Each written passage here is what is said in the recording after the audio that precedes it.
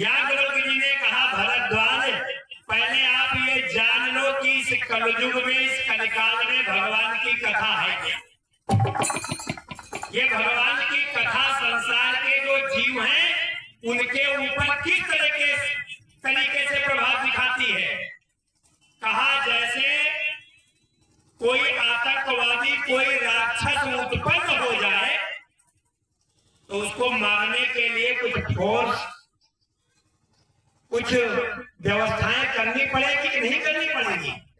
करनी पड़ेगी।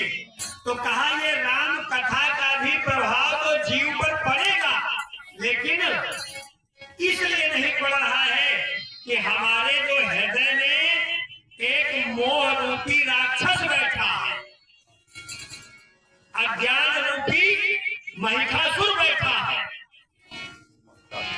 जब तक वो नहीं मरेगा तब तक ये राम कथा प्रभाव दिखाने वाली नहीं है। और उस राक्षस को मारने वाली कौन है? कहा उस राक्षस को मारने वाली राम कथा है। मैं नहीं कहता हूँ मेरी बात ना समझना। वो स्वामी जी बता रहे हैं ये क्या है राम कथा। कहा राम कथा काली का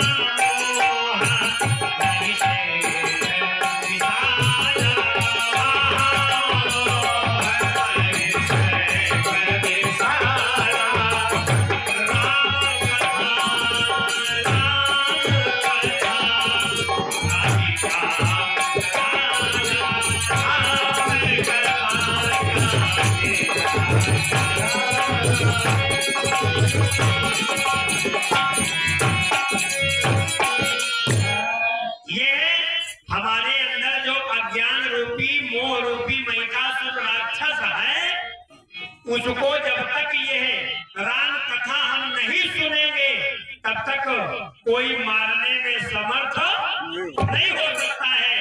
और अगर ये राम कथा रूपी किरणें हमारे कान के द्वारा हृदय में जाएंगी तो ये राक्षस रह नहीं सकता है, इसका अंत होना ही होना है।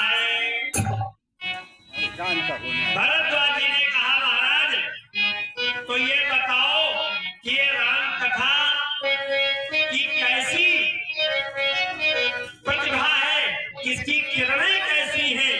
तो भरद्वाज जी को याज्ञवल्क्य जी बताने लगे। कहा राम कथा शशि किरण समान, राम कथा शशि किरण